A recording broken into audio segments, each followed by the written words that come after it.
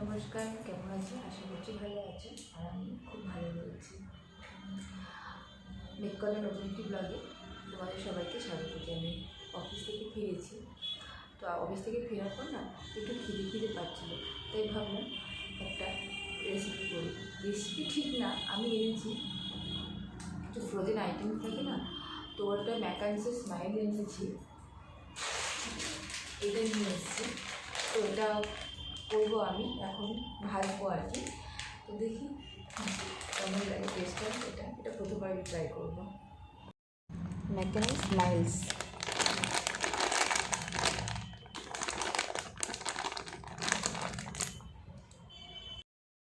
প্রথমে কড়াইতে তেল দিয়ে দিয়েছি, আর তেলটা গরম হয়ে যাওয়ার পর স্মাইলিগুলো দিয়ে দিয়েছি। আর ভিডিওটি না ফাস্ট ফরওয়ার্ডে খুব রেখেছি বলে তাই জন্য বোঝা যায়নি। এটা মানে ভাজতে বেশ কিছুক্ষণ টাইম লাগে, ফ্রোজেন তো। আর দেখো ভাজা হয়ে গেছে, শসার সাথে খেয়ে নিয়েছি আমি।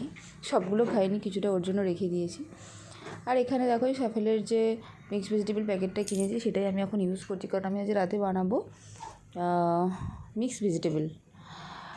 তো মিক্স ভেজিটেবল বানানোর জন্য লাগবে আমার পনির, গোটা গরম মশলা, কিছুটা ভেজিটেবল।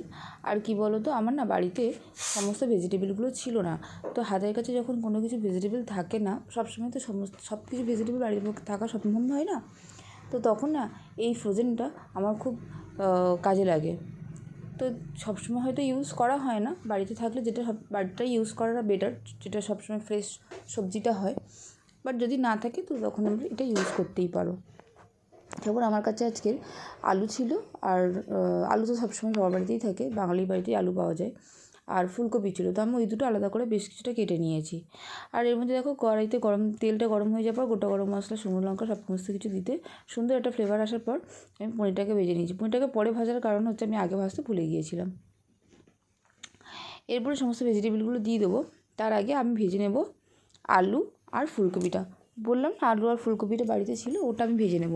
এবার দেখো ফ্রোজেন যেটা থাকে ভেজিটেবল, ওটা না অনেকটা সিদ্ধই থাকে, মানে খুব নরম থাকে, তো ওটাকে আলাদা করে ভাজার খুব বেশি প্রয়োজন হয় না। কিন্তু যেটা আমি সবে টাটকা একটা ভাজছি, মানে কেটেছি, তো সেটা না আমাকে ভেজে নিতে হবে। তো ওটা আগে ভেজে নিয়েছি।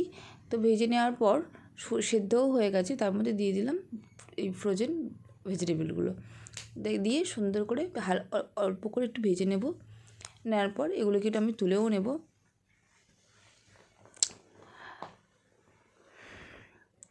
এবারে কড়াইতে যে অবশিষ্ট তেলটা রয়েছে ওর মধ্যে আমি দিয়ে দেবো একটু আদা বাটা আর একটু লঙ্কা বাটা দিয়ে দেবো।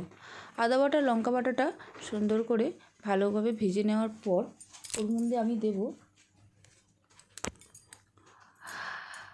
এটা হচ্ছে কাজু বাদাম বাটা, চারমগজ বাটা আর পোস্ত বাটা।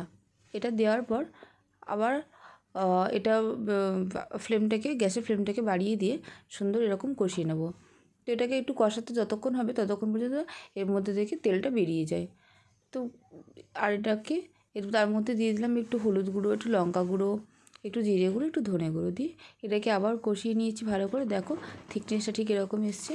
তো যখন ভাজতে যখন কষাবে তুমি, কষিয়ে যখন থিকনেসটা ঠিক এরকম আসবে, তার মধ্যে দিয়ে দেবে ভেজিটেবলগুলো, যেগুলো তুমি আগে থেকে ভেজে রেখে দিয়েছিলে। দিয়ে সুন্দর করে মিশিয়ে দাও। এর মধ্যে দিয়ে দেবে নুন, আর তার মধ্যে জল দিয়ে দাও। জল দিয়ে সুন্দর করে আবার একটু কষিয়ে নাও, নিয়ে ঢাকা দিয়ে দাও। এবার আমি এটাকে লো ফ্লেমে দেবো না, কারণ আমার সব সবজিগুলো সিদ্ধ করা হয়ে গেছে। আমি সবগুলো হাই ফ্লেমে দিয়ে ভালোভাবে ফুটিয়ে নেব। আর আজকে না বাড়ির সামনে থেকে প্রচুর লোকজন যাচ্ছে, তার কারণ আমি থাকি সোদপুরের সুলেখার দিকে। আর ঘোলাতে জগদ্ধাত্রী পুজো হয়, ওটার আজকে মেন রোড দিয়ে, বিটি রোড দিয়ে প্রসেশন বেরিয়েছে, মানে বিটি রোডে যাবে। তো তার জন্য প্রসেশন বেরিয়েছে। আর দেখো নাটাগড় থেকে কত লোক বেরিয়েছে, কত লোক গিয়েছিল। কিন্তু আমার তো অফিস থেকে এসে প্রচুর কাজ থাকে, তো আমার পক্ষে সম্ভব হয়নি। কিন্তু বিয়ের পর প্রথম বছর গিয়েছিলাম দেখতে, খুব ভালো হয় ওখানে পুজোটা।